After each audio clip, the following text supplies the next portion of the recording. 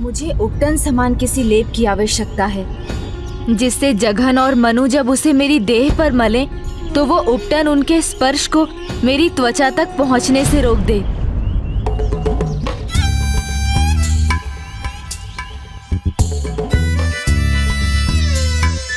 नारियल के वृक्ष पर चढ़ना हमारा काम नहीं है भैया जघन।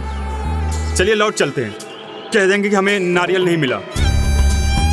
और वैसे भी माँ अपना विषैला तेल तैयार कर चुकी होंगी। नहीं भ्राता, वो कोई साधारण बालक नहीं है, बहुत चतुर है। यदि हम खाली हाथ लौटे तो उसे हम पर संदेह हो सकता है।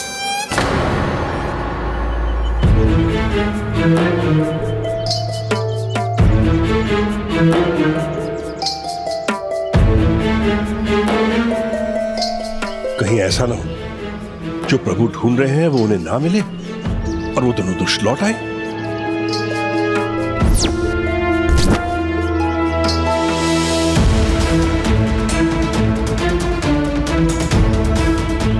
ये देखो, कहा था ना, मिल गया नारियल।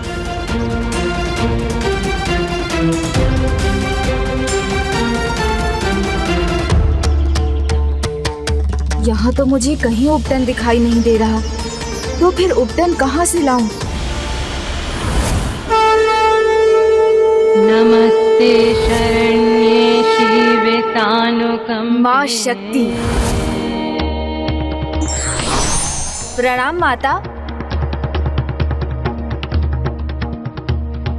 पुत्र विनायक, तुम्हारी माता अदिति की ममता और तुम्हारी मातृ भक्ति देखकर मैं अत्यंत प्रभावित हूँ। कहो पुत्र, मैं तुम्हारी क्या सहायता कर सकती हूँ? माता, मुझे एक महत्वपूर्ण कार्य के लिए कुछ उपटन की आवश्यकता है। मुझे उपटन देने की कृपा कीजिए। बस पुत्र, इतनी सी बात? अब भी देती हूँ।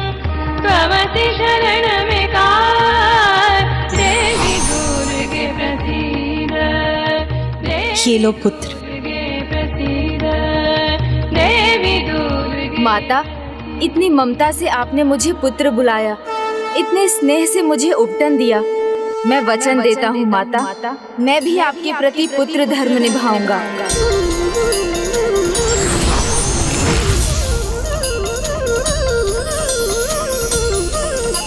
द्वापर युग में मैं आपके उपटन से आपका पुत्र बनकर आऊंगा। मेरे उस रूप में मुझे गणेश के नाम से जाना जाएगा और माता अदिति के समान आपकी भी ममता का सुख प्राप्त करूंगा।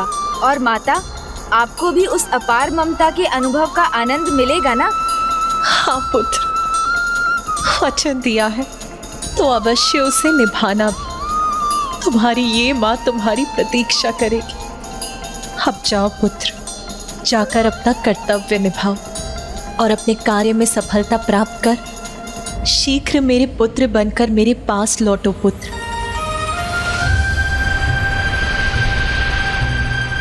अर्थात मुझे तब भी ज्ञात था कि आगे चलकर मैं माता पार्वती का पुत्र बनकर अवतार लूंगा।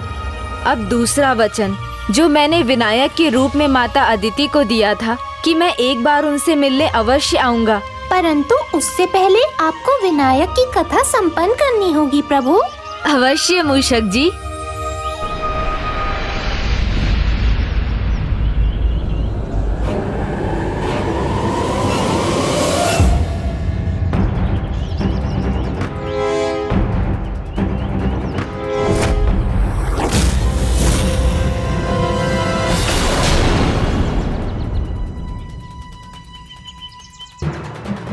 प्रभु, आप जो ढूंढ रहे थे मिला आपको?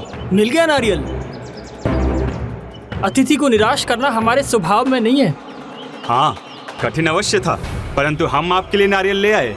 और वैसे भी अतिथि तो हमारे लिए भगवान के समान है।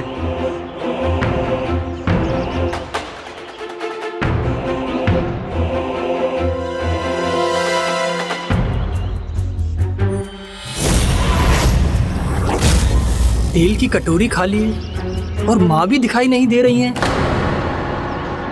हमारी माँ कहाँ है? मैं थका हुआ था ना, तो आपकी माता की इच्छा हुई मेरे शीश की मालिश कर दें। फिर मुझे ये तेल समर्पित कर वो चली गईं। अद्भुत। प्रभु ने असत्य भी नहीं कहा और इन दोनों को ज्ञात भी नहीं होने दिया कि उनकी माँ कहाँ गई। माँ कदाचित समझ गई होंगी। इस पर तेल का प्रभाव नहीं पड़ा तो माँ चली गई। इसलिए जो भी करना है हमें ही करना है। क्या हुआ? आप दोनों क्या खुसुर पुसुर कर रहे हैं? विचार कर रहे थे कि आपकी सेवा कैसे करें। माँ ने आपके सिर की मालिश तो कर दी होगी, लाइए हम आपके पैर की मालिश कर देते हैं। हाँ हाँ अवश्य, मैं भी तैयार हूँ और राजन भी।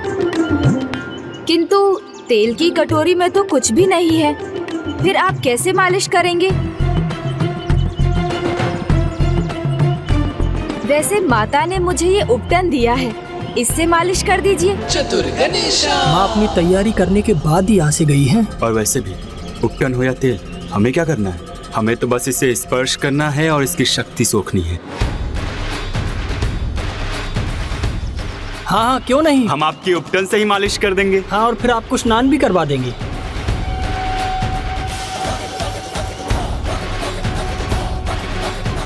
हाँ, अब आपके पैरों की थकान मिटाने की बारी है, आइए।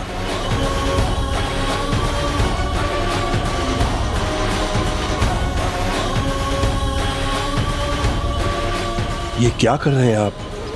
इन्हें अपना स्पर्श क्यों करने दे रहे हैं?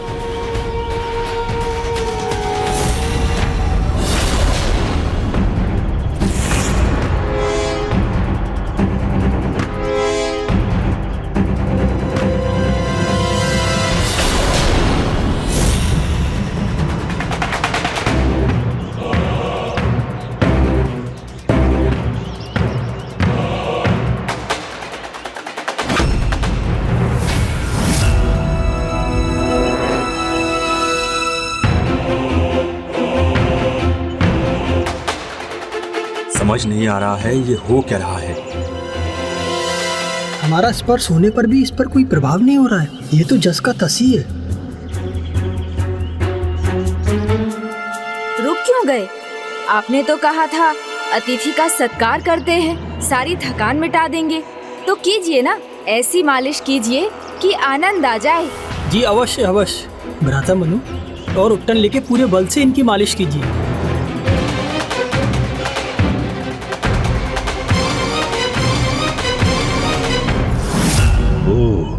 अब समझा, ये है विनायक की युक्ति। उपटन की एक परत रहेगी तो ये दोनों कुछ भी कर लें, प्रभु की त्वचा तक नहीं पहुंच सकेंगे।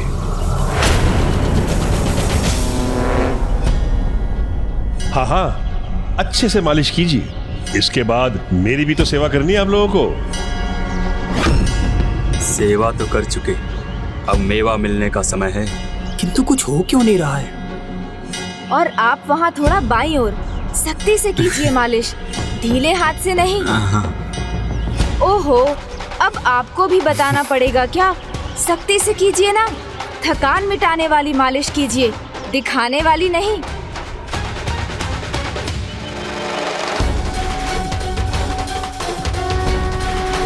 आहा, अब आनंद आया।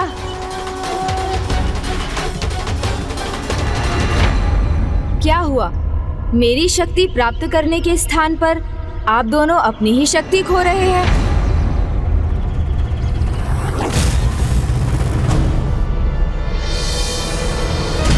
इसमें चकित होने की क्या बात है? यही योजना थी ना आप दोनों की? इसको ज्ञात था। अर्थात ये हमारे साथ क्रीड़ा कर रहा था और हमसे अपनी मालिश करवाई जा रहा था। ए बालक, हमारी माता कहाँ है? तूने उनके साथ क्या किया? मैंने कुछ नहीं किया। हाँ, पर मैंने उन्हें सत्य का आभास अवश्य कराया, और जिसे अपने पाप कर्मों का आभास हो जाता है और जो शरणागत हो जाता है वो क्षमा का अधिकारी हो जाता है। मैं धूम्राक्ष पुत्र जगन हूँ, इतनी सरलता से हार स्वीकार नहीं करूँगा। और मेरा तो स्वभाव ही है, मैं पराजित होता नहीं, करता हूँ।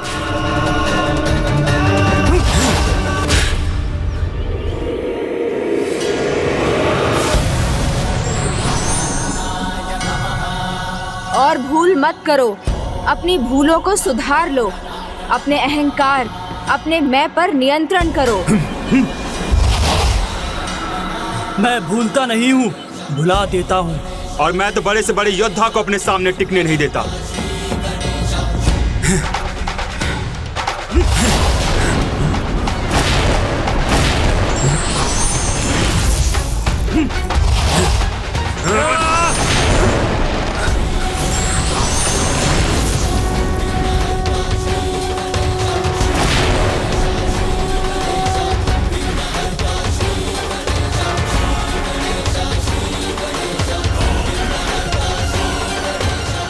इसी नारियल से आघात करेंगे।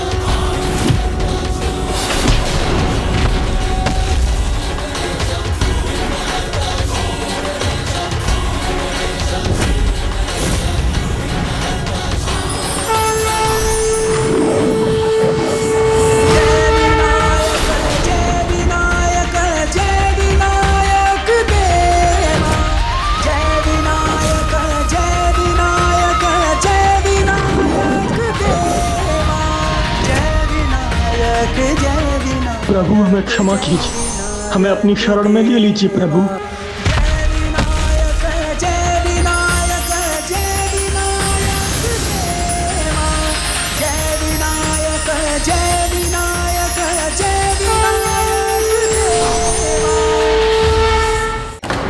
आप असाधारण हैं, अद्भुत हैं।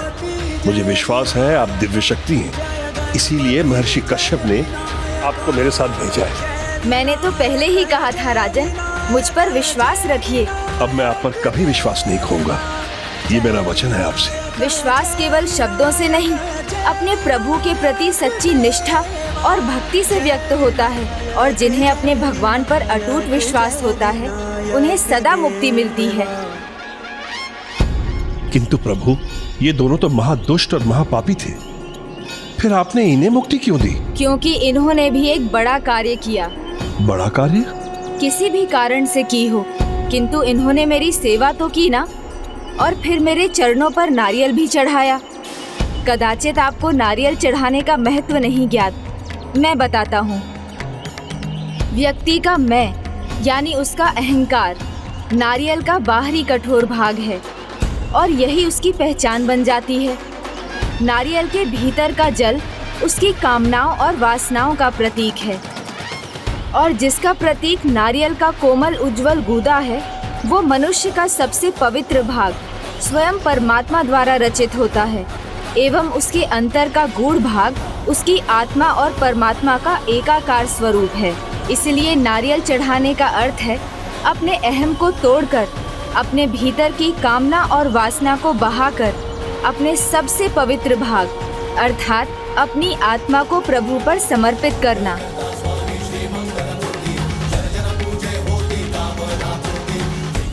और जब स्वयं का समर्पण हो जाए, फिर जो शेष बचता है वो प्रभु का प्रसाद ही तो होता है, जिसको संपूर्ण मानव जाति के साथ बांटा जाता है।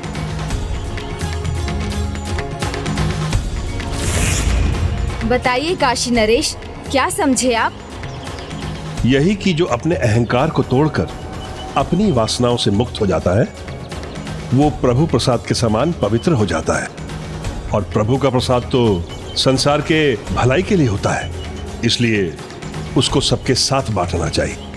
उचित कहा आपने, किंतु एक बात आप अभी भी भूल रहे हैं। जीवन की छोटी छोटी उपलब्धियां, छोटे छोटे सुख जीवन को पूर्णता प्रदान करते हैं। उन्हें कभी अस्वीकार नहीं करना चाहिए, क्योंकि उन्हें अस्वीकार किया तो एक तृष्णा, एक भूख मन में बस जाती है, और फिर उस भूख को मिटाने के लिए, उस महत्वाकांक्षा को प्राप्त करने के लिए हम बड़ी भूल कर बैठते हैं। राजन, यदि आपने आरंभ में लड्डुओं के लिए मना नहीं किया होता तो आपकी भूख नहीं बढ़ती और आप इन तीनों के जाल में ना उलझते। उचित कहा प्रभु। देवी, आप मेरे लिए प्रतीक्षा असहनीय होती जा रही है। आप अपनी ममता पर विश्वास रखिए देवी पार्वती, गणेश आ जाएगा, शीघ्र आएगा वो। मुझे अपनी ममता पर तनिक भी अविश्वास नहीं है देवी, किंतु ये एक ऐसी भावना है जिसे संभालना भी कठिन है और समझना भी कठिन है। इसे केवल एक पुत्र की माँ ही समझ सकती है। कदाचित आप इसे नहीं समझ सकेंगी देवी लक्ष्मी।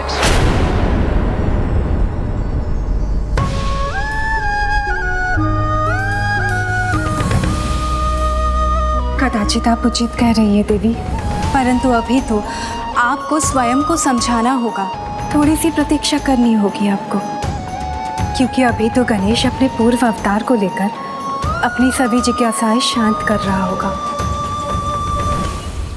धूम्राक्ष और जृंभा की पराजय से तिलमिलाए हुए नरांतक और देवांतक अब इससे भी बड़ा विघ्न उत्पन्न करने जा रहे थे।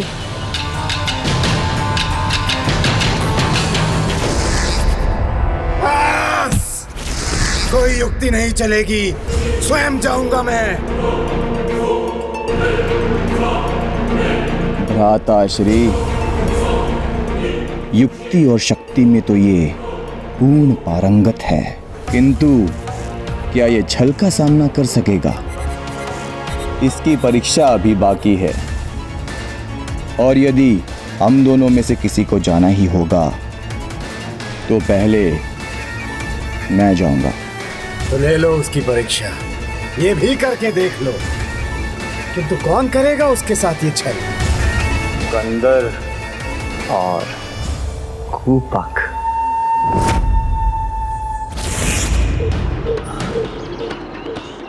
बहुत प्यास लग रही है, जल कहीं दिखाई नहीं दे रहा।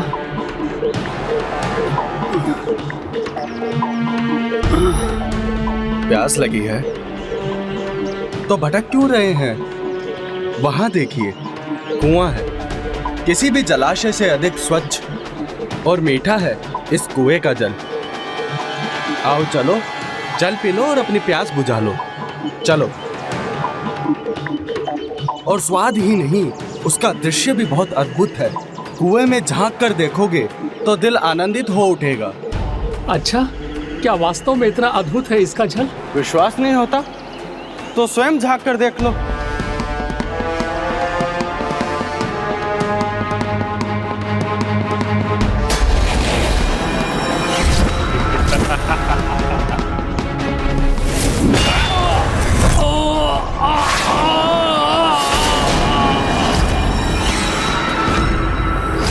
वाह कंदर वाह, आनंद आ गया।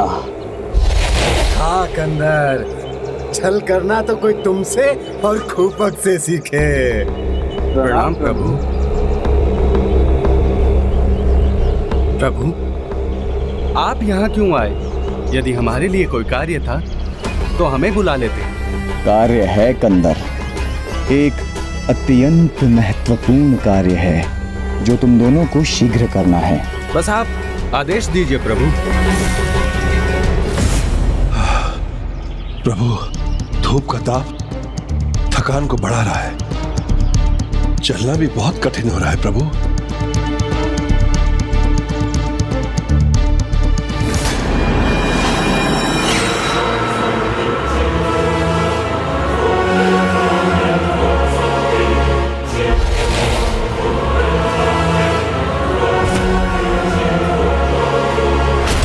संभलिए राजन।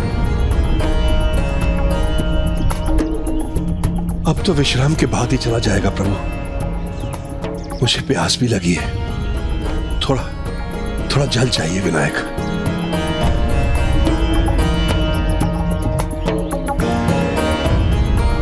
यहाँ तो दूर दूर तक जल का कोई चिन्ह भी नहीं।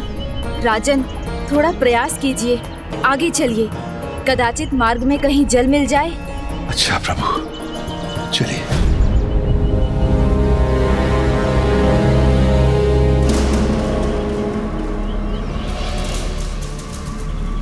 क्या हुआ पुत्र? इतने व्याकुल क्यों हो? क्या चाहिए तुम्हें? प्रणाम ऋषिवर। प्रणाम ऋषिवर। जल, थोड़ा जल चाहिए। हाँ लीजिए ना। ओह, मुझे तो ध्यान ही नहीं रहा। मेरा कमंडल तो खाली हो चुका है, इसका तो जल मैं ही पी गया। किंतु चिंतित ना होइए राजन, निकट में ही जल का कूप है जिस पर स्वयं देवताओं की कृपा है, जिसमें सदा ही जल रहता है। उसके दिव्य जल की चमक तो बहुत ही आनंददायक है, जैसे प्रभु का आशीर्वाद हो। उसके जल के पान से तुम पुण्य के भागी बनोगे पुत्र। ये ऋषि इस कूप की कुछ अधिक ही प्रशंसा कर रहे हैं। उचित है ऋषिवर, इतना अद्भुत कूप है, मैं मना कैसे कर सकता हूँ। चलिए, मुझे उसके निकट ले चलिए। नहीं राजन, पिताश्री ने मुझे आपकी सहायता के लिए भेजा है, तो आपके लिए जल लाने का कर्तव्य भी मेरा है। उचित है। हाँ राजन, आप थके हैं, मैं इस बालक को कूप दिखा देता हूँ। चलो बालक। ऐसा क्यों लग रहा है? मैंने इन ऋषि को पहले भी कभी देखा है। ऐसा अद्भुत जल है इस कूप का, जैसे इसमें जल नहीं अमृत हो।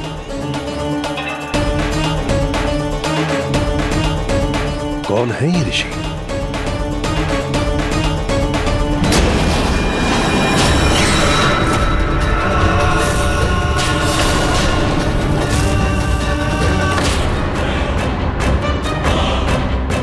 मैं कंदर हूँ, त्रिलोकाधिपति देवांतक और नरांतक का दूत हूँ।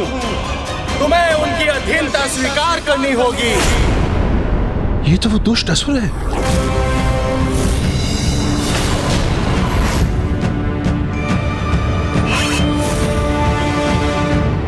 प्रभु सावधान हो जाइए।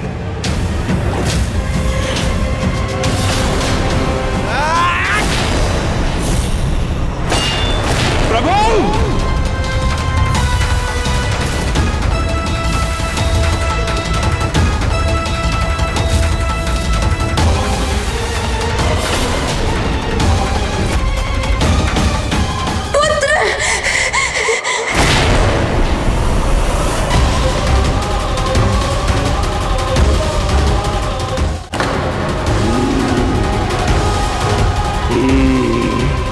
कूप नहीं, आसुरी छल था ये।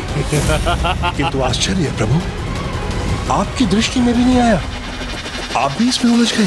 क्या हुआ काशी नरेश? तुम्हारा रक्षक तो स्वयं अपनी रक्षा की गुहार लगा रहा है। दुष्ट असुर, ये कैसा पाप किया तूने? पाप क्या पुण्य क्या, सब हार और जीत पर निर्भर करता है काशी नरेश। और यहाँ हमारी जीत हुई है और तुम उस बालक को अब कभी नहीं देख सकोगे। मैं ऋषि कश्यप को क्या उत्तर दूंगा? उनके पुत्र को कैसे संकट में डाल दिया मैंने? उत्तर क्यों व्यर्थ में चिंता करते हो राजन? तुम्हें इसकी आवश्यकता नहीं पड़ेगी, क्योंकि तुम्हारी भी मृत्यु का समय आ गया है। अचंभित क्यों होते हो? भला देवांतक और नरांतक की अधीनता छोड़कर कोई बालक की शरण लेता है क्या? तुम्हारी मूर्खता का परिणाम यही होना था। अब भुगतो। वीर योद्धा परिणाम की चिंता नहीं करते, युद्ध करते हैं। आओ युद्ध करो मेरे साथ। एक और मूर्खता कर रहे हो राजन। चलो, अब तुम्हारी दोनों मूर्खता का दंड अवश्य मिलेगा।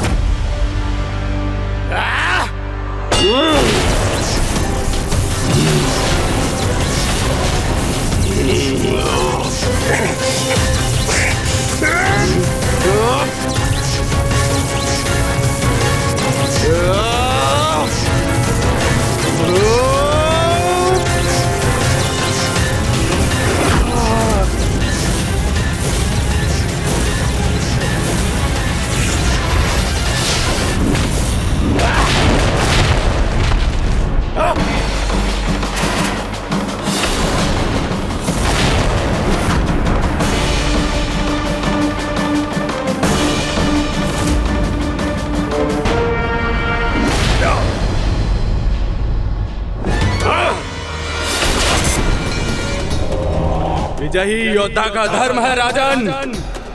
इसका उदाहरण अब मैं दूंगा। तुम्हारे निशस्त्र होने पर भी रुकने की मूर्खता नहीं करूंगा।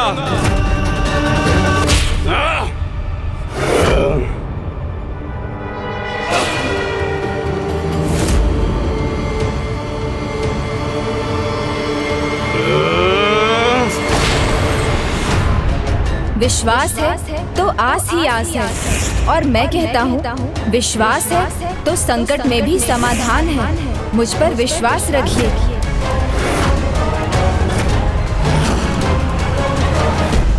विनायक, विनायक, विनायक।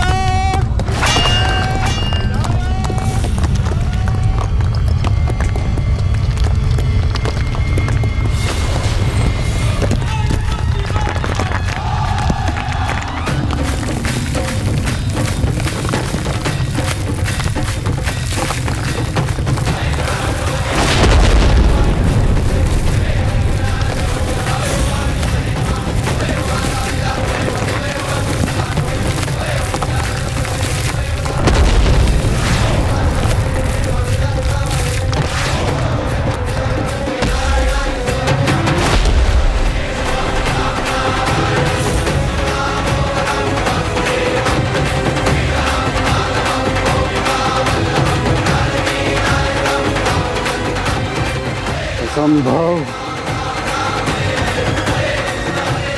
कूपक का निर्मम वध कर दिया इसने, कैसे?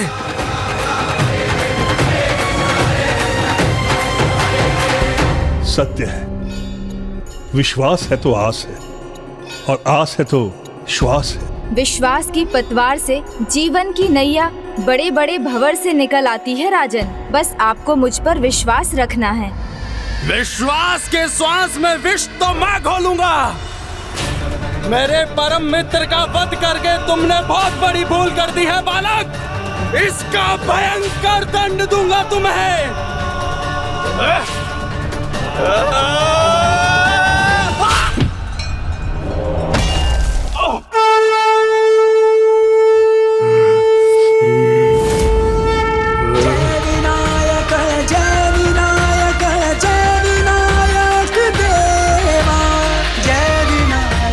अद्भुत। विनायक जय विनायक देवा।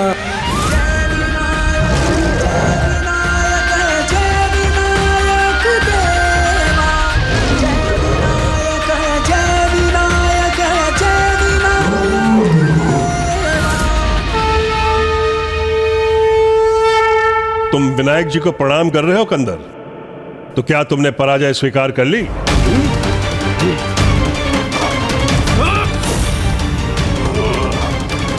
ना प्रणाम ना पराजय, कुछ नहीं था वो। जो मैंने देखा वो सत्य नहीं, ब्रह्म था वो। तुम्हारी माया थी वो। तुम्हारी माया से तुम मुझ पर विजय नहीं प्राप्त कर सकते।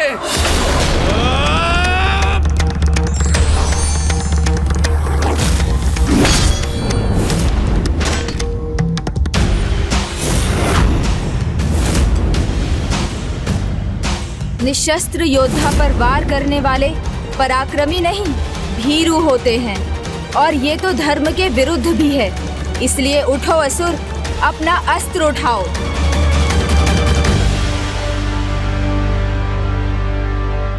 जो अवसर का लाभ नहीं उठाते वो योद्धा नहीं, मूर्ख होते हैं बालक। तुम भी वही मूर्खता कर रहे हो जो काशी नरेश ने की थी। अवसर मिलने पर मेरा वध न करने की मूर्खता। यही तुम्हारी इच्छा है तो मैं उसे अवश्य पूर्ण करूंगा।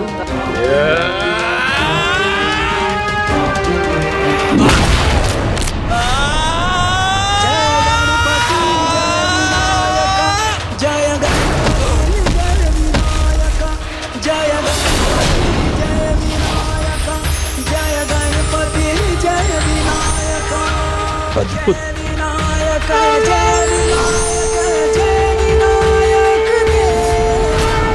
हे प्रभु, मन में अविश्वास आते ही आपका चमत्कार फिर से विश्वास जगा देता है। आपकी चतुराई, आपकी शक्ति दोनों के आगे मैं नतमस्तक हूं प्रभु। किंतु प्रभु, एक बात समझ में नहीं आई, आपने इन दुष्टों को मुक्ति क्यों दी? जाने या अनजाने में की गई सेवा का फल तो इन्हें मिलना ही था। जहां एक ओर कूपक ने धूप के प्रकोप से मुझे बचाया, विश्राम करने का स्थान दिया, वहीं दूसरी ओर कंदर ने अपने अस्त्र को मेरे चरणों में रखकर मुझे प्रणाम किया। इसलिए दोनों को मुक्ति मिली। आपकी लीला, आपका चमत्कार ईश्वर के समान है।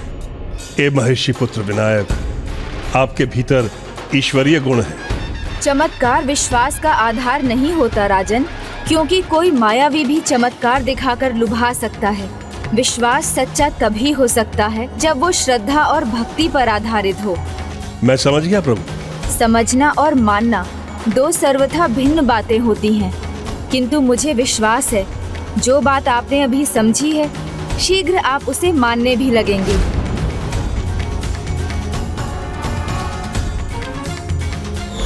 ये आप क्या कह रहे हैं प्रभु? ये मैं नहीं समझ सका। उचित समय आने पर आप सब समझ जाएंगे। किंतु हे काशी नरेश, ये समय है काशी की पावन भूमि की ओर प्रस्थान करने का।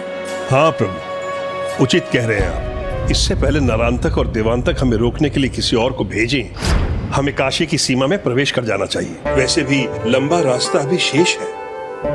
नहीं काशी नरेश, काशी तो अति निकट है।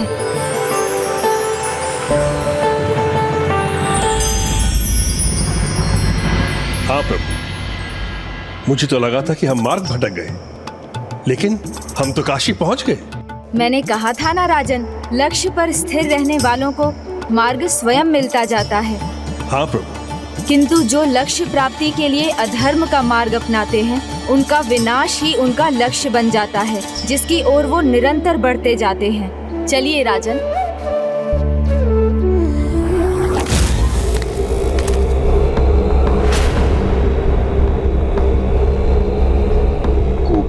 शीश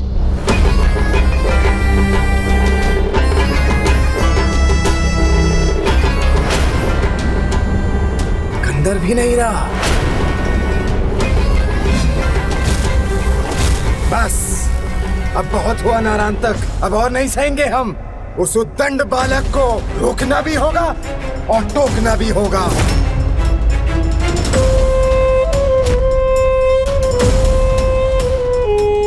उचित कहा भ्राताश्री, किंतु मैंने तुमसे कहा था ना, यदि किसी कारण हम में से किसी एक को जाना पड़ा तो सर्वप्रथम मैं जाऊंगा।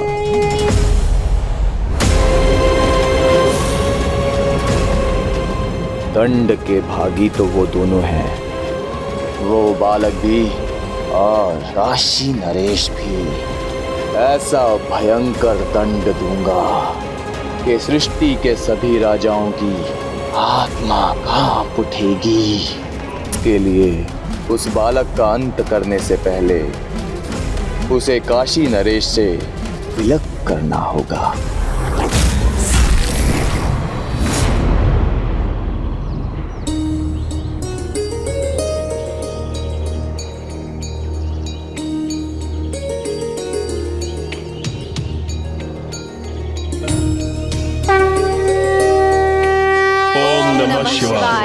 हर हर महादेव। प्रभु, हमारी भक्त नगरी में आपका भव्य स्वागत होगा। आइए प्रभु, पधारिए।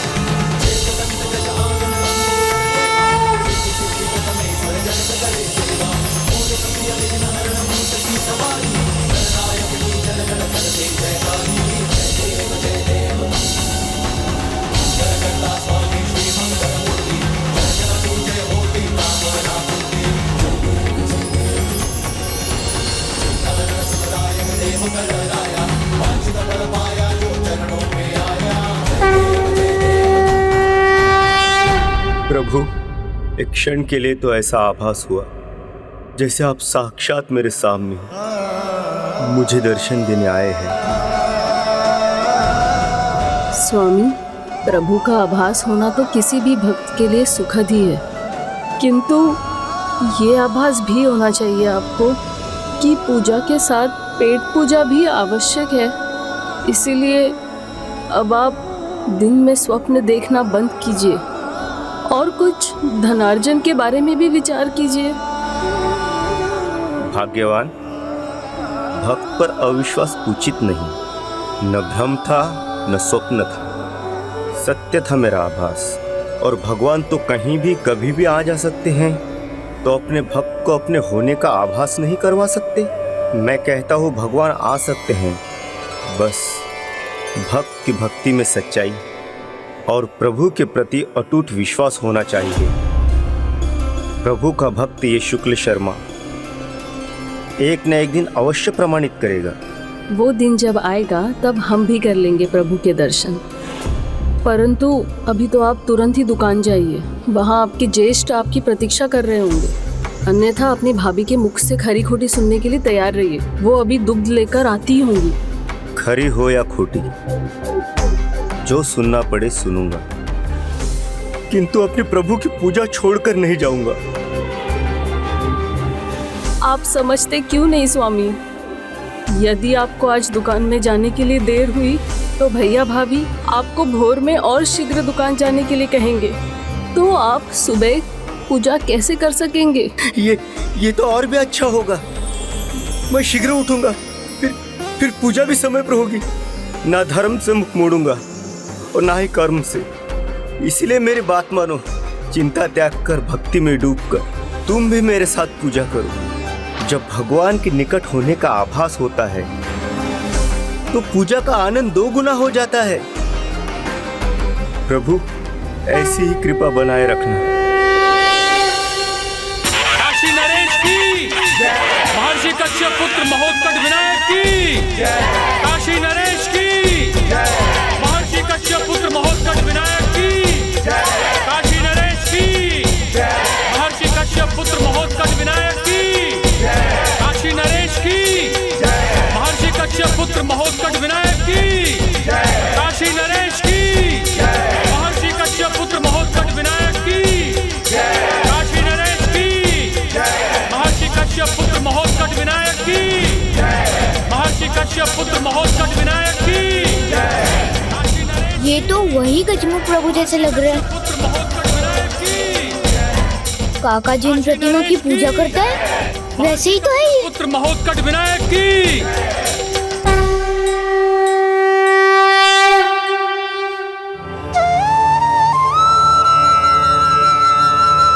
देखो प्रिय, इनके मुख के तेज को देखकर ऐसा नहीं लग रहा है जैसे प्रभु हमारे नगर में हो, यहीं हमारे समीप हो। काशी नरेश की, महर्षि कश्यप पुत्र महोत्कट विनायक की, काशी नरेश की, महर्षि कश्यप पुत्र महोत्कट विनायक की, काशी नरेश की, महर्षि कश्यप पुत्र महोत्कट विनायक की, काशी नरेश की, महर्षि कश्यप पुत्र महोत्कट विनायक की। प्रभु यहाँ आए हैं, तो मैं अपने भजन से उनका स्वागत करूंगा।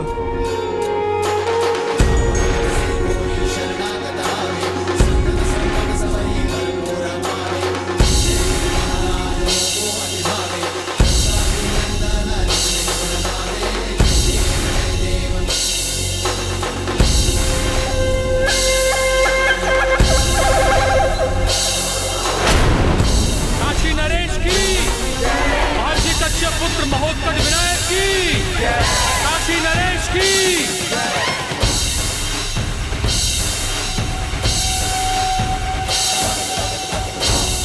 बस बस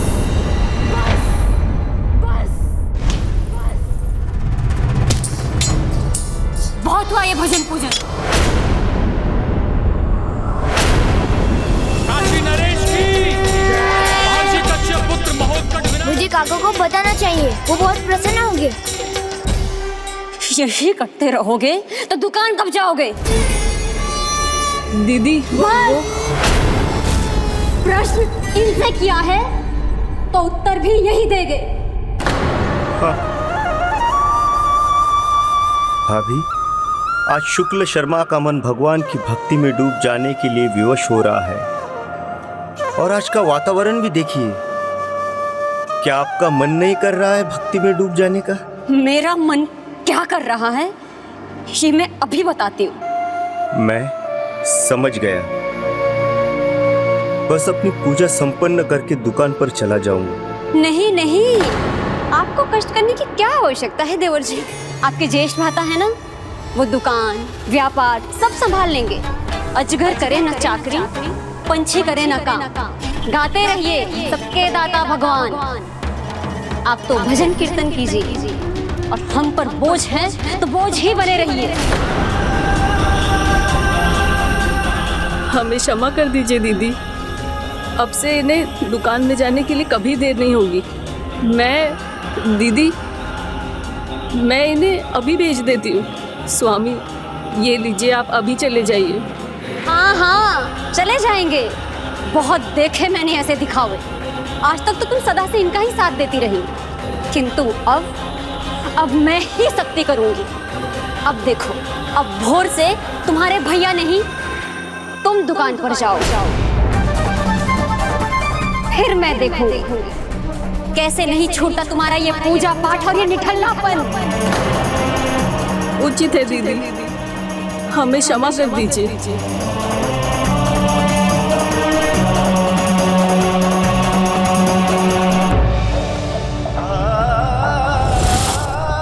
इतना कुछ कह दिया फिर भी निर्लज बनकर खड़े हो। अब क्या नारियल फोड़ो? जाओ, शीघ्रता करो।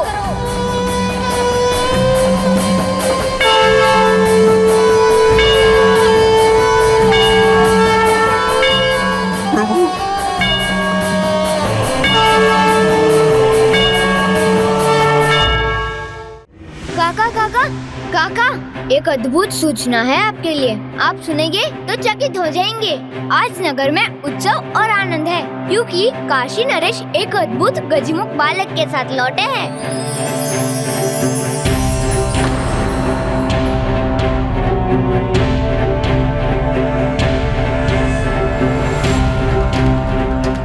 गजमुख अर्थात क्या वो ऐसे दिखाई देते हैं? हाँ हाँ, ऐसे ही, इन्हीं प्रतिमा के समान जिनकी हम पूजा करते हैं। अद्भुत तेज है उनके मुख पर और अत्यंत सुंदर छवि है उनकी। आज उन्हें देखकर मुझे भी आपकी जैसी भक्ति का अनुभव हुआ। सभी नगरवासी उनकी जय जयकार कर रहे हैं, उन्हें महत्कट विनायक के नाम से पुकार रहे हैं, उन्हें महत्कट विनायक के नाम से पुकार रहे हैं।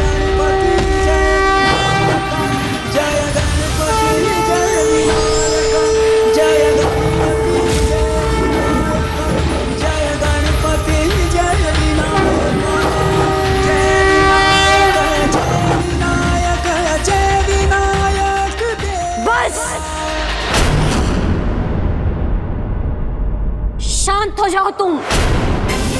तुम्हारा रोग मेरे पुत्र को भी लग रहा है। तुम्हारी देखा देखी में ये भी भटकने लगा। भाभी, ये क्या कह रही है आप? भक्ति तो उचित मार्ग दिखाती है, भटकाती नहीं है। देखा मैंने क्या कहा था? मुझे प्रभु के आगमन का आभास हुआ था। और देखो, मुन्ना ने भी यही कहा था। स्वयं गजमुख विनायक हमारे यहाँ पधार रहे हैं। वो यही है, यहाँ हमारे नगर में। महर्षि कश्यप पुत्र महोत्कट विनायक की, काशी नरेश की, महर्षि कश्यप पुत्र महोत्कट विनायक की, काशी नरेश की। भाभी, क्षमा कीजिए भाभी, आज एक भक्त को भक्ति में खो जाने दीजिए। एक भक्त को जो करना है वो मुझे करने दीजिए भाभी। आज मुझे अपने प्रभु का दर्शन कर उन्हें अपने घर आने का आमंत्रण देना है। ओह, तो ढूंढ लिया उपाय फिर से कार्य पर नहीं जाने का? नहीं भाभी, ऐसा नहीं है। ये तो मेरे हृदय की भक्ति की पुकार है। बस अब भाभी मुझे जाने दीजिए, मुझे जाने दीजिए भाभी।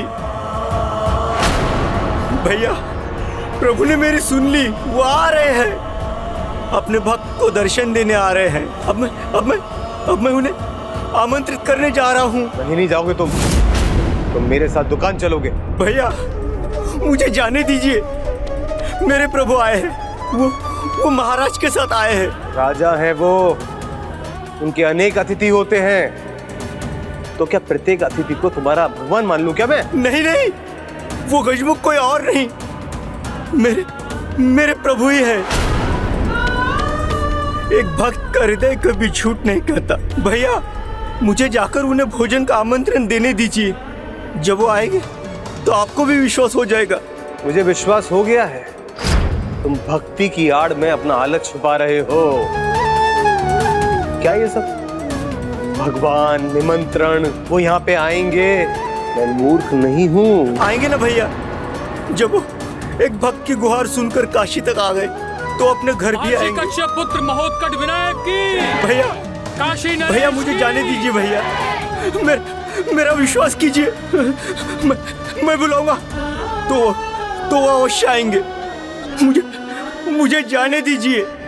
महर्षि कश्यप पुत्र महोत्कट विनायक की, काशी नरेश की, महर्षि कश्यप पुत्र महोत्कट विनायक की, काशी नरेश की, महर्षि कश्यप पुत्र महोत्कट विनायक की, काशी नरेश की, महर्षि कश्यप पुत्र चलिए विनायक की। मान लिया भगवान है वो आपके, पर काशी तो नगरी ही भक्तों की है। तो आपको लगता है कि इन भक्तों की नगरी में आप ही उनके सबसे बड़े भक्त हो, निमंत्रण देना है। भाभी, भक्ति में छोटा या बड़ा कहाँ होता है? बड़ी तो बस भक्त की आस्था होती है, बड़ा भक्त का विश्वास होता है। मैं बुलाऊंगा तो प्रभु अवश्य आ जाएंगे और मैं ये आपको प्रमाणित कर दूंगा। तो जाओ, आज प्रमाणित कर ही दो।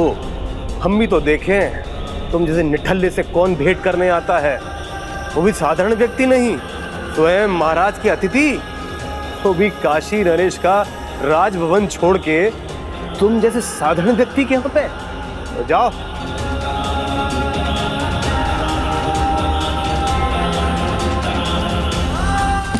प्रभु प्रभु प्रभु प्रभु, महर्षि कश्यप पुत्र महोत्कट विनायक की, काशी नरेश की, महर्षि कश्यप पुत्र महोत्कट विनायक की, काशी नरेश की, महर्षि कश्यप पुत्र महोत्कट विनायक की, काशी नरेश की, महर्षि कश्यप पुत्र महोत्कट विनायक की, महर्षि कश्यप पुत्र महोत्कट विनायक की, काशी नरेश की, महर्षि कश्यप पुत्र महोत्कट विनायक की। प्रभु प्रभु प्रभु प्रभु प्रभु, मुझे जाने दीजिए। प्रभु, यहाँ देखिए, आपका भक्त। ये राजभवन है, अनुमति के बिना तुम प्रवेश नहीं कर सकते। मैं यूं जाऊंगा, आमंत्रण दूंगा और लौट जाऊंगा। दर्पण में अपना मुखड़ा देखा है? चला है प्रभु को आमंत्रित करने। प्रभु भक्त का मुख नहीं देखते, उन्हें तो मोह है बस भक्ति का। प्रहरी जी, मुझे अंदर जाने दीजिए। प्रहरी जी। प्रभु को भाई या ना भाई, हमें तुम्हारा मुखड़ा नहीं भाया। चले जाओ यहाँ से, फिर लौटे तो देखना। और हाँ, तुम्हारे प्रभु को तुमसे मिलना होगा तो स्वयं चले आएंगे, तुम्हारे मन की पुकार सुनकर। बड़े ज्ञानी है प्रहरी जी, कितने ज्ञान की बात कहे गए। प्रभु तो सबके मन की बात जानते हैं, तो मेरे मन की पुकार सुनकर मुझसे भेंट करने अवश्य आएंगे।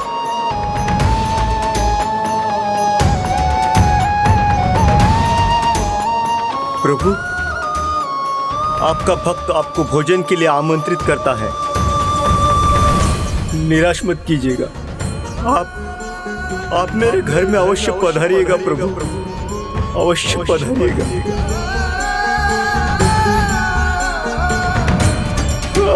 आप पधारेंगे ना प्रभु? आप पधारेंगे ना प्रभु? आप पधारेंगे ना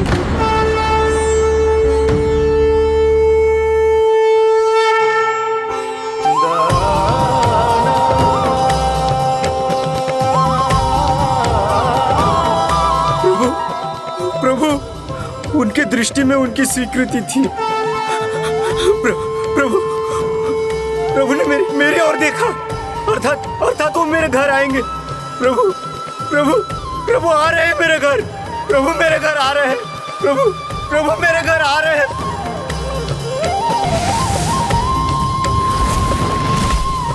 अद्भुत भक्ति थी आपके भक्त शुक्ल शर्मा में प्रभु। तो क्या आपने प्रभु विनायक रूप में उसकी भक्ति का पुरस्कार उसे दिया? क्या आप उसके घर भोजन करने गए? मूषक जी, भक्त की भक्ति और माता की ममता में इतनी शक्ति होती है कि उनके सामने तो भगवान को भी झुकना पड़ जाता है। और भगवान एवं भक्त की प्रतीक्षा अब शीघ्र समाप्त होने वाली थी।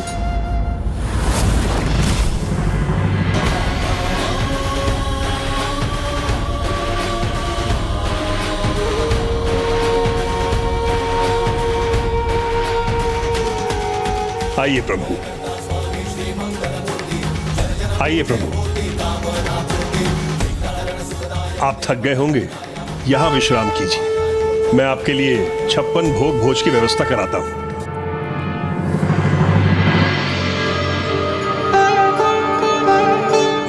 अतिथि के सत्कार में कोई कमी नहीं आनी चाहिए। शीघ्रता कीजिए। विनायक जी को भोजन में विशेष रुचि है, इसलिए आप उनके लिए शीघ्र ही 56 भोग प्रस्तुत करें। और हाँ, मोतीचूर के लड्डू अवश्य बनाइएगा। प्रभु ने मुझे देखा, मेरा निमंत्रण स्वीकार किया। प्रिय, प्रभु ने आशीष दिया है मुझे। प्रभु अवश्य आएंगे। अब ऐसी खड़ी मत रहो प्रिय, जाओ उनके लिए भोजन तैयार करो। स्वामी, प्रभु के लिए क्या बनाऊं? तो जो पकवान बना सकती हो बनाओ। खीर, पूरी, शीरा।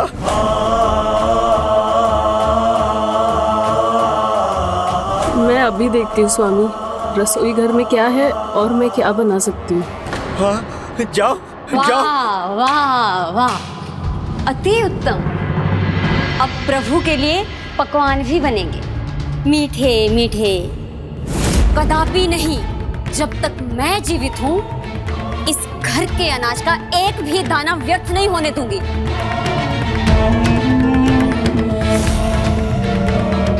प्रभु के लिए बनाया हुआ भोजन व्यर्थ कैसे हो सकता है भाभी? बातें मत बनाइए देवर जी। भूख तुम्हें लगी है, खीर पूरी हलवा खाना तुम्हें है, और नाम भगवान का ले रहे हो।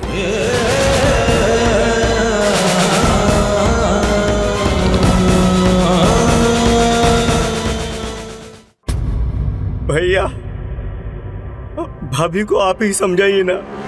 मैं अपने लिए नहीं, प्रभु के लिए मांग रहा हूँ। वो कभी भी आ सकते हैं भोजन करने। तुम्हारे प्रभु आ रहे हैं? तुम्हें कैसे पता चला? उन्हें स्वयं बताया या फिर तुमने सोच लिया? उत्तर दो। तुम्हारी उनसे बात हुई? नहीं हुई ना? मुझे तो ऐसा लगता है कि तुम वहां तक पहुंच ही नहीं पाए। मिलना तो बहुत दूर की बात है। मिल तो नहीं सका, मुझे प्रहरियों ने रोक दिया था। किंतु वही तो, मुझे तो पहले से ही ज्ञात था। तुम जैसे निठल्ले से प्रभु क्यों मिलेंगे? खीर पूरी हलवा का तुम्हें लालच था तो भगवान को भोजन कराने लगे। ये कैसे भ्राता है स्वामी आपके? काम के न काज के, बस शत्रु है अनाज के। भैया, प्रभु तो अंतर्यामी है।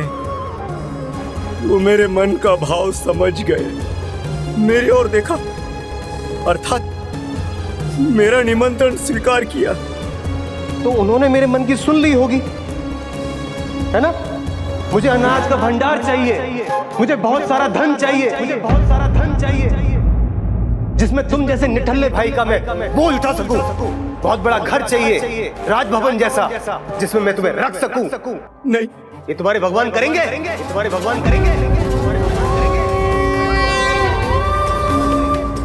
किंतु मैं तो बस प्रभु को यहाँ बुलाकर उनके आवा भगत करना चाहता था। खीर पूरी नहीं तो एक व्यंजन बने, इतना अनाज तो दे ही दो। भाभी, आज कुछ तो दे ही दीजिए, जिससे प्रभु यहाँ भोजन किए बिना ना लौटे। कल से भले आप हमें भूखा रखिए।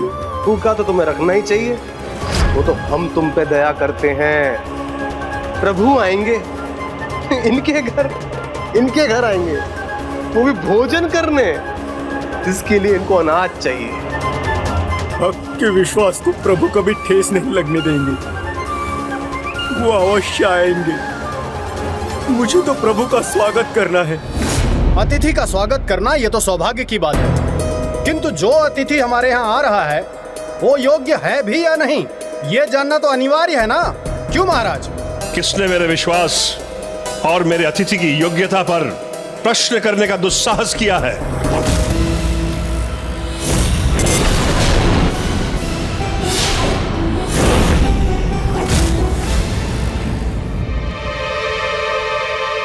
क्षमा करें महाराज, सत्य यदि कटु हो तो उसे दुस्साहस नहीं कहते, मित्रवत व्यवहार कहते हैं। ज्योतिषी महाराज प्रणाम।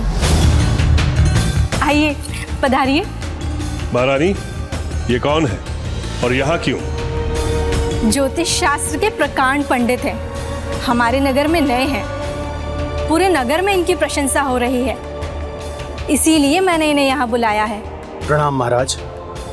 आप कहें तो वही कहूं जो आपको प्रिय हो, अन्यथा वो कहूं जो सत्य है। सत्य तो इन्होंने चुटकी में ही बता दिया था, जिसकी साक्षी संपूर्ण काशी बनी। भूत भविष्य सब ज्ञात है इन्हें। राजा उसी को सत्य मानता है जिसका प्रत्यक्ष प्रमाण उसके सामने हो। स्वामी, आपका विनायक जी के साथ आना ज्योतिषी जी ने पूर्व में ही बता दिया था। मुझे ही नहीं, संपूर्ण काशी को इन पर और इनकी भविष्यवाणी पर विश्वास है। आप पुत्र के विवाह की चर्चा इनसे कीजिए, मैं 56 भोग की व्यवस्था देखती हूँ। विराजिए ज्योतिषी जी, विराजिए। अर्थहीन संवाद के लिए समय नहीं है मेरे पास। बताइए ज्योतिष महाराज, क्या दिखाई देता है मेरे भाग्य में? आपका भाग्य तो आपके मुखमंडल के आभा से ही ज्ञात हो रहा है। आप महान शक्तिशाली, महाबली, सम्राट, महाराज हैं। आपके स्वभाव में किसी की अधीनता स्वीकार करना नहीं लिखा है। ये तो काशी का कोई बालक भी आपको बता सकता है ज्योतिष महाराज।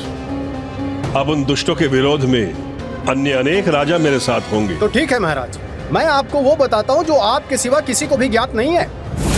आप बालपन से ही अपने प्रजा के प्रति सजग रहे हैं, अपने प्रजा की सुरक्षा के प्रति सजग रहे हैं।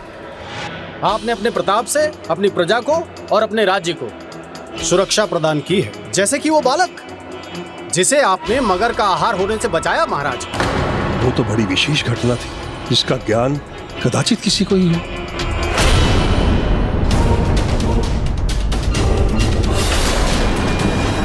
आपकी भुजा पर यह चिन्ह उसी घटना के बाद का है ना?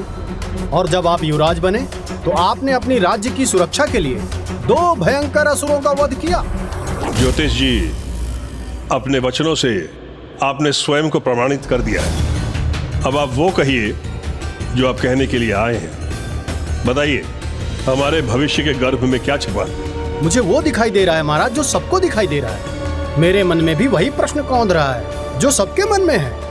आप कितने शक्तिशाली राजा हैं, उसके बाद भी आपको एक साधारण से बालक की सहायता की आवश्यकता पड़ गई। अपने पुत्र के रक्षक की चिंता में आप इतने विचलित हो गए। आपको तो ज्ञात है ज्योतिष जी, मेरे शत्रु नरांतक और देवांतक अत्यंत भयंकर हैं। इसलिए ऋषि पुत्र विनायक यहाँ मेरी और काशी की रक्षा के लिए आए। असाधारण क्षमता, रक्षक बन सकती है तो भक्षक भी बन सकती है महाराज। असाधारण तो है ऋषि पुत्र विनायक, दिव्य है। मुझे तो उनमें प्रभुत्व की झलक दिखाई देती। जिनमें आपको प्रभुत्व की झलक दिखाई देती है, मुझे उनमें षड्यंत्र दिखाई देता है। मुझे उनमें षड्यंत्र दिखाई देता है। भैया, भाभी, प्रभु की प्रभुता और दिव्यता पर संदेह करना सर्वथा अनुचित है। वो अवश्य आएंगे। कहीं ऐसा तो नहीं आपका विश्वास वो आस है जिसमें विष का वास है? वो बालक जिसकी शक्ति बड़े बड़े असुरों को झुका दे, उसका झुकाव कहाँ है? ये ज्ञात करने का प्रयास किया आपने? ऋषि कश्यप के आश्रम से यहाँ के मार्ग में जो हुआ, क्यों हुआ? इस पर विचार किया आपने? ये धूल और धूम का बवंडर अचानक कैसे प्रकट हो गया?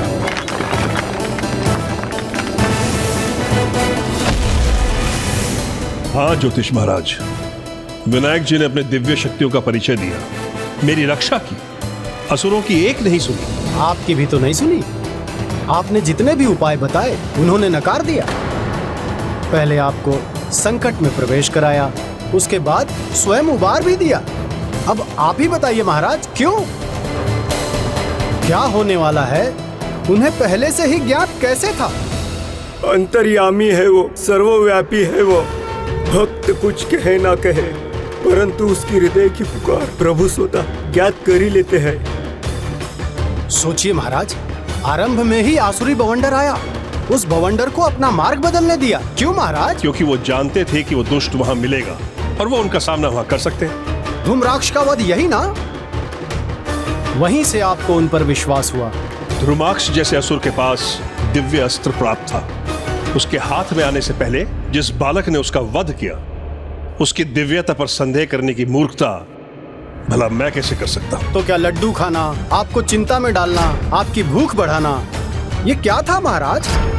ये मूर्खता थी? नहीं, कदाचित ये धूर्तता थी, ताकि जृंभा और उसके पुत्रों के जाल में आप फंस जाएं और उनसे आपको वो मुक्त कराएं। क्यों महाराज? इसलिए कि आपका विश्वास वो पा सकें, इसीलिए वो ऐसा कर रहे हैं। जब उन्होंने कूपक के भीतर प्रवेश किया, स्मरण है आपको, वो कूपक के बाहर तब तक नहीं आए जब तक आपका जीवन संकट में पड़ नहीं गया।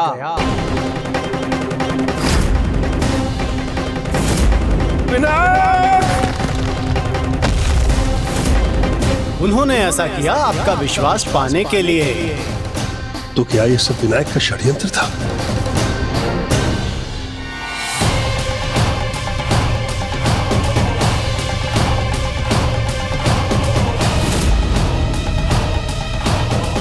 तो क्या एक संकट से उभरने के लिए मैंने दूसरा संकट मोल ले लिया है?